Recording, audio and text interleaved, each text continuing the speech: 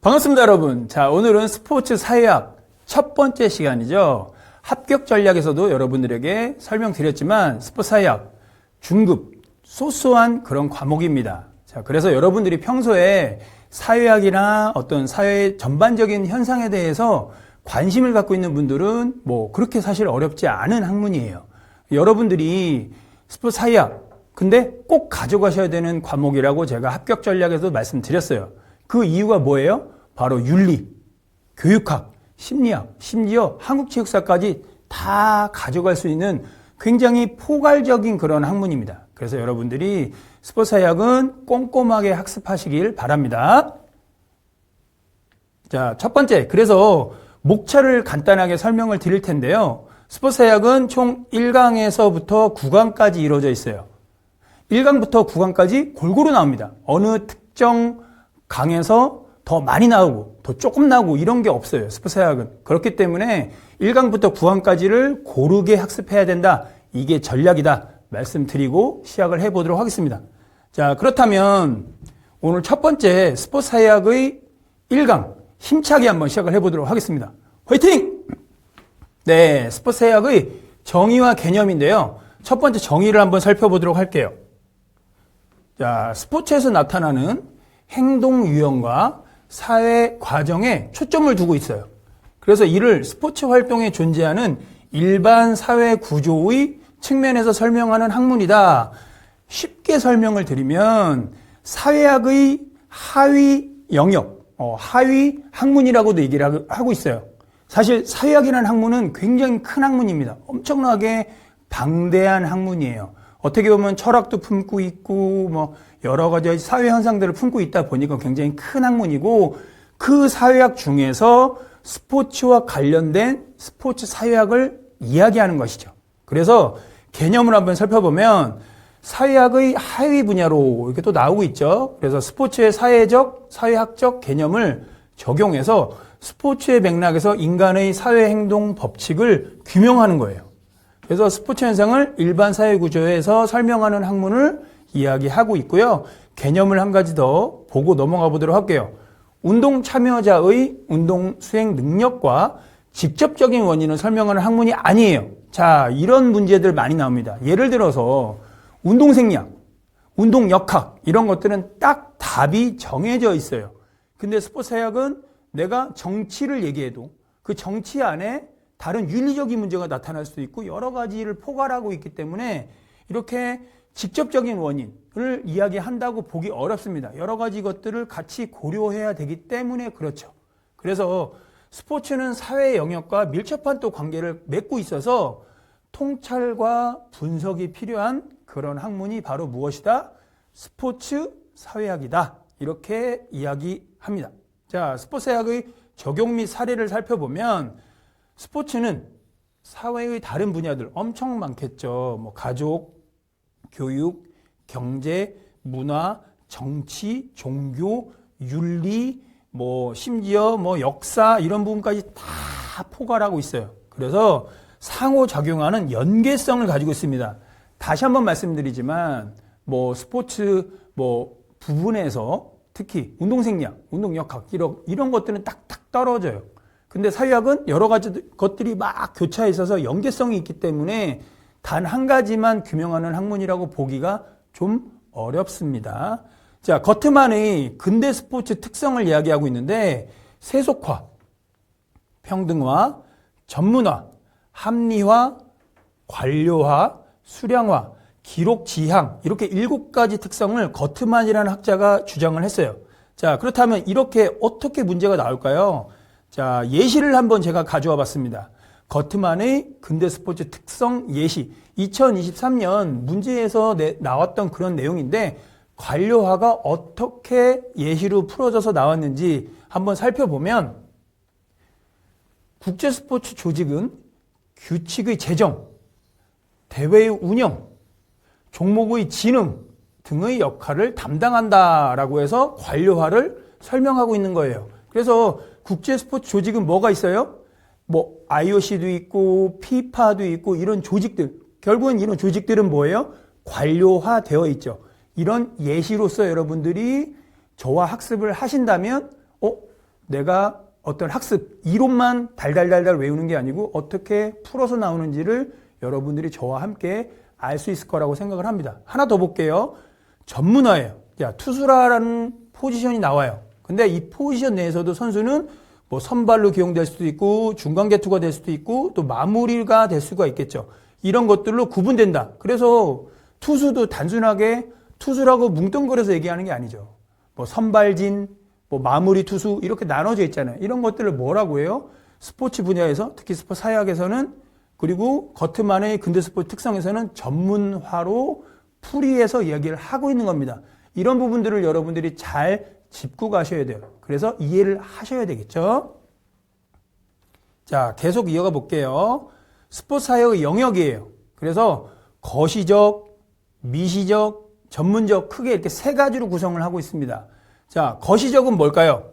결국에는 사회의 대규모, 큰 규모의 체계를 얘기해요. 그래서 보통 스포츠와 경제, 스포츠와 교육, 스포츠와 사회, 스포츠와 성, 스포츠와 종교, 스포츠와 윤리 이런 엄청나게 큰 영역들이 있을 거 아니에요. 이런 것들을 포괄적으로 얘기를 하는 겁니다. 큰 의미에서. 자, 그렇다면 미시적 영역은 뭘까요? 사회의 소규모 체계를 이야기하는데 작은 집단과의 상호 관계, 그리고 지도자, 그리고 선수 이런 것들을 이야기하는 겁니다. 전문성은 스포츠 사회학, 학문 연구에 관련된 이론들을 얘기하는 거예요. 그래서 학문적 적법성, 그리고 스포츠의 본질 이런 것들을 이야기하고 있는 앞으로 여러분들이 저와 함께 학습할 내용들을 이야기하는 것이죠. 자, 스포츠와 유사한 분야의 개념을 살펴볼 텐데요. 첫 번째, 놀이, 게임, 스포츠가 있어요. 자, 놀이라는 큰 틀이 있어요. 그리고 게임에 큰 요소가 있고 스포츠에 큰 요소가 있습니다. 그래서 우리가 왜 스포츠에 열광할까요? 왜 남녀노소 스포츠를 좋아할까요? 이 스포츠라는 이 속 안에는 놀이의 요소가 포함되어 있기 때문에 그래요. 자, 노는 거 싫어하는 사람 있어요, 없어요? 없겠죠. 없어요. 그리고 스포츠는 또 게임의 요소가 있어요. 도박도 마찬가지고 왜 사람들이 희열을 느껴요? 어떤 내가 경쟁을 하고 내가 남의 어떤 것들을 막 가져오고 또 뺏기고 이러면서 내가 막 기쁘기도 하고 슬프기도 하고 막 이러잖아요. 그런 것들이 결국엔 스포츠 안에 포함되어 있기 때문에 사람들이 결국에는 그 스포츠에 있는 모든 요소들, 즉 스포츠 안에 있는 놀이의 요소, 스포츠에 있는 게임성 이런 것들을 좋아하는 겁니다. 그래서 놀이는 활동 자체의 즐거움을 찾기보다는 결과에, 그리고 놀이보다는 더 규칙적인 것이 바로 게임이죠. 그리고 조직적으로 이루어지는 경쟁 활동을 얘기해요. 그래서 스포츠는 게임보다 더 체계적이고 구체적인 신체 활동, 규칙을 적용한 신체 경쟁 활동이다 라고 여러분들이 딱 알고 가시면 되고요. 그래서 여러분들이 조금 더 쉽게 말씀을 드리기 위해서 표로 하나 또 가져와 봤어요. 그래서 여러분들이 보시면, 자, 놀이는 어때요? 자유성, 쾌락성, 오락성, 심지어 무의미해요. 놀이는 뭐 애들이 막 흙놀이 하는데, 흙놀이 하면 10,000원 줄게 이래요? 그러지 않죠. 뭐 아니면, 야, 너 흙놀이 하면은 어떤 철학적 의미가 있니? 이런 거 있어요, 없어요? 없어요. 그냥 무의미해요. 그냥 노는 거예요. 그냥 즐기는 거예요. 그죠? 그리고 규칙성이 유동적이에요. 야, 아이들이 막 이렇게 규칙을 만들어서, 야, 이제 너 이거 하고 이거 하는 거야. 근데 수시로 바뀌어. 그러니까 유동적이라는 것이죠. 야, 게임을 한번 볼까요? 허구성, 비생산성은 놀이, 게임, 스포츠 다 똑같아요. 근데 뭐가 틀려? 신체적 기능과 확률, 기술이 조금 스포츠와는, 놀이와는 또 다른 요소들이 있다. 그리고 스포츠는 어때요? 이런 신체적 능력, 바로 전문성이죠. 그냥 스포츠라고 해서 모든 것들이 다 스포츠라고 할 수는 없어요. 배드민턴 다르고 테니스가 다르죠. 유사한 라켓 스포츠인데도 룰이 다르고 하는 포인트들이 달라요. 그리고 전술, 제도 이런 부분들이 스포츠가 갖고 있는 또 특징이라고 보면 됩니다. 여러분들이 이렇게 놀이, 게임, 스포츠를 이제는 단순하게 그냥 나 놀이, 게임 이거 몰라? 알아. 그런데 막상 시험 문제로 나오면 헷갈린다는 거예요. 놀이인 것 같기도 하고 게임인 것 같고 그거는 뭐예요? 명확하게 여러분들이 이해를 하지 않았다라는 것이죠. 근데 이렇게 풀이해서 여러분들의 설명을 드리면 여러분들이 쉽게 이해했을 거라고 생각을 합니다. 자, 그래서 스포츠의 사회적 기능, 여러 가지 기능들이 있겠죠. 근데 우선 첫 번째, 사회적 순기능, 그리고 두 번째, 사회적 역기능. 쉽게 얘기하여 장점과 단점, 뭐 나쁜 점과 좋은 점, 뭐 이런 식으로 여러분들이 좀 쉽게 이해를 하시면 좋을 것 같아요. 그래서 우선 첫 번째, 사회적 순기능을 한번 살펴보면, 첫 번째, 사회 정서적 기능을 갖고 있다. 사회적 정서적 기능. 이건 무엇이냐? 스포츠를 통해서 긴장과 갈등이 해소가 돼요. 그리고 개인의 정서가 순화가 됩니다. 그래서 공격성, 불안, 불만, 좌절, 그리고 부정적인 요인을 해소하는 순기능을 바로 우리는 사회 정서적 기능이라고 이야기를 하고 있고요. 다음은 사회화 기능이 있어요. 사회화 기능은 스포츠를 참여해요. 그래서 이런 것들을 통해서 결국에는 긍정적인 사회생활을 배우고 경험하면서 진취적인 사회화가 가능하도록 하는 것을 바로 사회화 기능이라고 하고요. 사회 통합 기능은 스포츠는 사회적 배경이 다른 사람들을 통합해요. 그렇죠. 돈이 많은 사람이든 돈이 적은 사람이든 많이 배웠든 조금 배웠든 상관하지 않아요. 배드민턴을 칠 때, 수영을 할 때 다 똑같다라는 거죠. 이런 것들이 바로 결과적으로는 통합하는 기능을 가지고 있다라고 설명을 하는 것이고요. 일체감들을 형성해서 통합하는 기능을 수행한다. 이것이 바로 순기능이다. 그리고 스포츠의 대중화, 생활의 활력소, 지역사회 연대의 증가, 그리고 아마추어 스포츠의 활성화 등등을 이룰 수 있는 바로 사회적인 순기능이 있다라고 설명을 하고 있고요. 그렇다면 사회적 역기능, 즉 문제점, 단점 이런 것들을 한번 찾아보도록 하겠습니다. 첫 번째, 사회 통제 기능이 발생을 해요. 그래서 사회 지배층이 일반적인 사회 문제, 경제, 사회, 정치, 윤리 등등등 여러 가지 것들이 있겠죠. 이런 사회 문제에 대한 사회 구성원들의 관심을 스포츠로 분산시켜 버리는 거예요. 그래서 이런 것들을 유도하면서 통제하려고 하는 기능이 발생을 합니다. 스포츠와 정치는 굉장히 밀접한 관계가 있어요. 지금 우리 인류 역사상 이렇게 스포츠를 아마추어에서 프로로 발전시킨 것이 결국은 정치의 속성이 굉장히 큽니다. 정치적으로 이용하려고 하는 의도들이 각 국가들, 각 기업들, 그리고 각 단체들에게 막 있어요.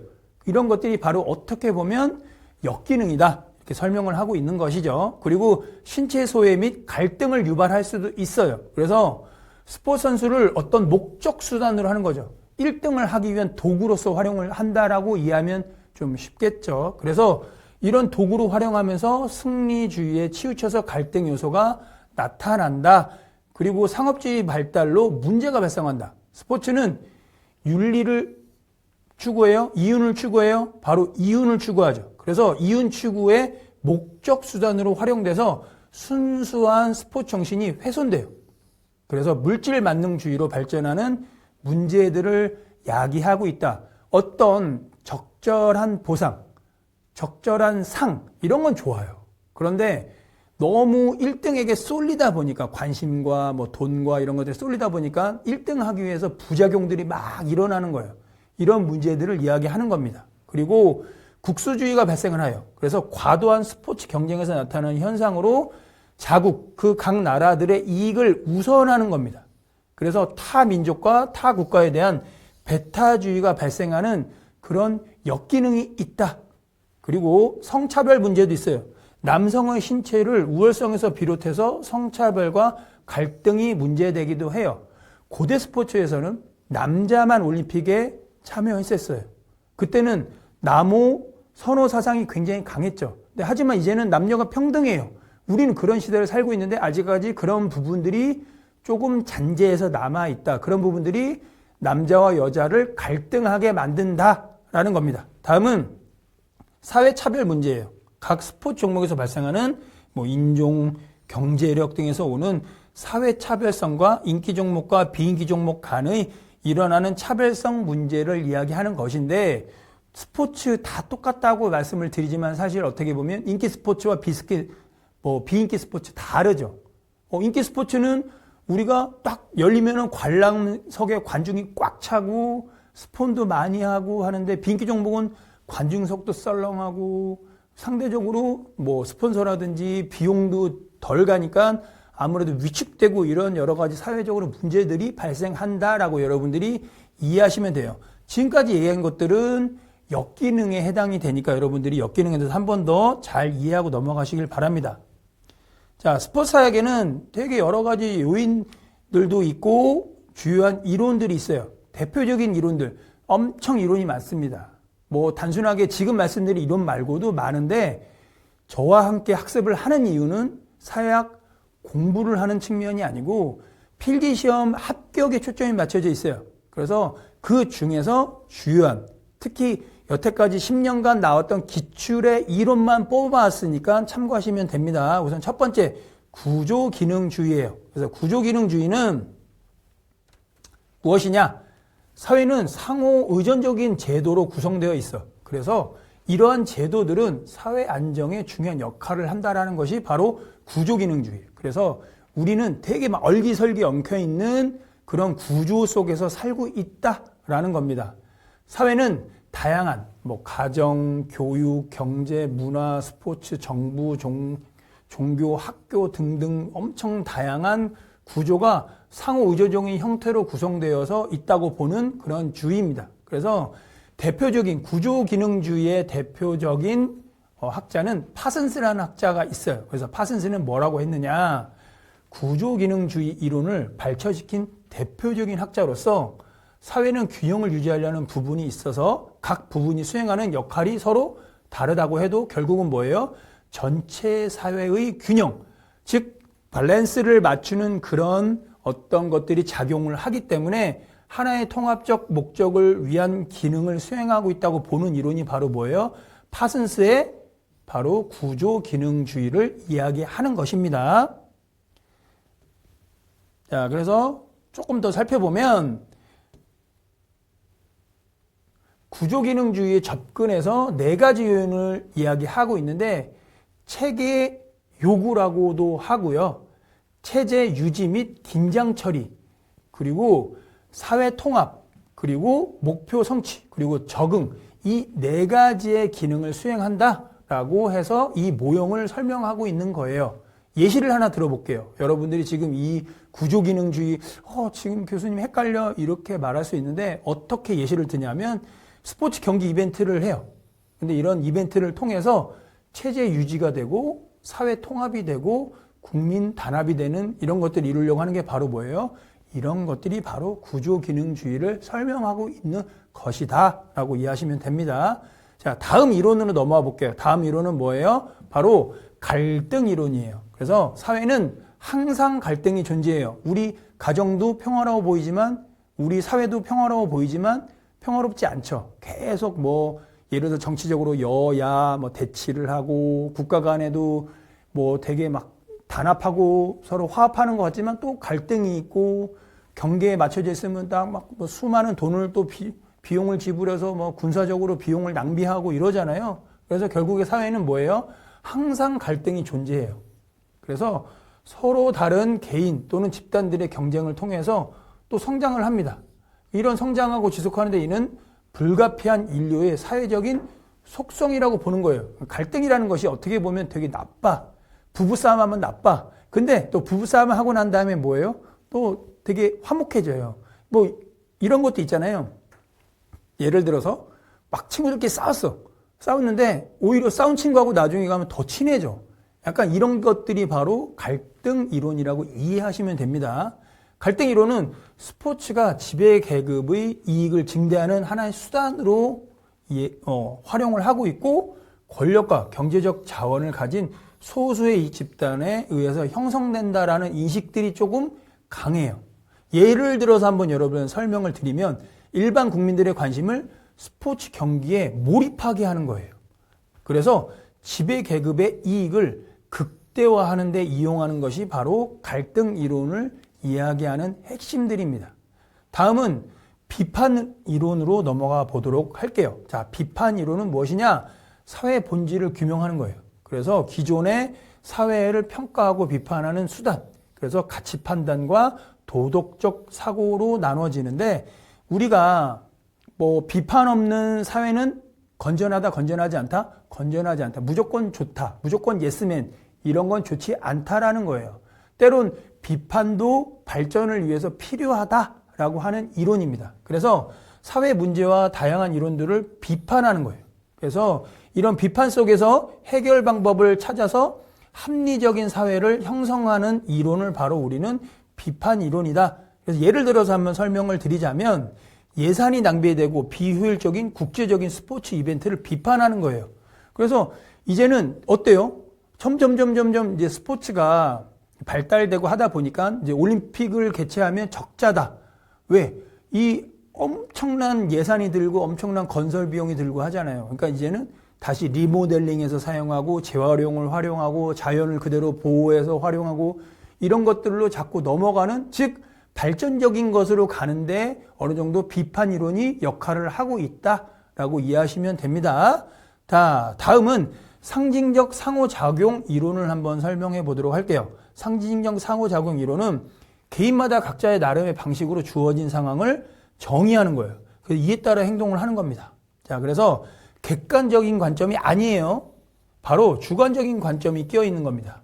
그래서 주관적인 관점에서 생각하고 행동한다라고 보는 이론입니다. 그래서 어떤 사람은 개인 스포츠를 선호하고 또 단체 스포츠 선호하는 등 각 개인에 따라 선호도와 스포츠 활동의 의미가 각각 주관적인 관점을 지니는 이론이 상징적 상호작용 이론인데, 자, 이렇게 말하면 조금 여러분들이 헷갈려 할 수 있어요. 이게 뭐지? 뭔지는 알겠는데 이게 교수님 이거 뭐예요? 자, 그래서 저는 이렇게 설명을 합니다. A가 있고 B가 있어요. 물에 컵이 딱 50% 절반 딱 있습니다. A는 컵에 물이 반밖에 없네. 그리고 B는 컵에 물이 반이나 있어? 야, 앞으로 반 더 남았네? 이렇게 생각하는. 자, 형질은 똑같죠. 컵에 50%, 딱 물이 절반 있는 이거는 본질이에요. 이거는 불변이에요. 즉, 객관적인 요소라는 거죠. 하지만 A와 B가 보는 주관적인 관점이 다르다라는 거죠. 이게 바로 사람들이 갖고 있는 개인적인 어떤 성향, 스타일, 환경 이런 것들에 의해서 달라진다. 이게 바로 상징적 상호작용 이론을 설명하는 겁니다. 이해됐죠? 자, 다음은 교환 이론을 보도록 할게요. 자, 교환 이론은 무엇이냐? 모든 행동에는 결국 비용이 들어가요. 그래서 투자와 보상이 서로 교환되면서 뭔가 발전을 하고 성공을 하고 이런 것들이 이루어진다라고 하는 것이 교환 이론이에요. 그래서 스포츠에서는 우승한 선수에게 상금과 연봉이 더 가고, 자, 내가 작년에 정치회전 나가서 1등을 했어. 그래서 연봉이 작년에 이제 1등을 딱 하는 바람에 올해는 연봉이 2배가 올랐어. 근데 올해 딱 10월 딱 뛰었어. 근데 작년에 1등 했는데 내가 올해는 7등 했어. 그럼 어떨까요? 연봉이 또 깎이죠. 이게 바로 결국에는 교환 이론이에요.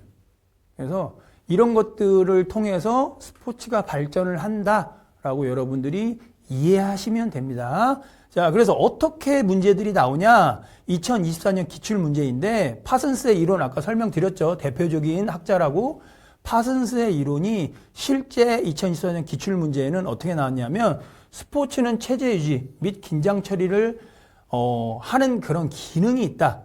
그리고 스포츠는 사회 구성원을 통합시키는 기능을 한다. 그리고 스포츠는 사회 구성원이 사회 체제에 적응해가는 하나의 기능을 설명하고 있다. 뭐가? 바로 파슨스의 이론이 구조 기능주의라고 설명드렸죠. 앞으로 저와 학습을 하시면 단순하게 이론만 제가 말씀드리고 끝내는 것이 아니고 이 이론이 이렇게 기출돼서 나온다. 이 이론은 이렇게 여러분이 이해해야 한다라고 저하고 학습을 하시는 겁니다. 아셨죠? 자, 오늘 수업은 여기서 마치도록 하겠습니다. 감사합니다.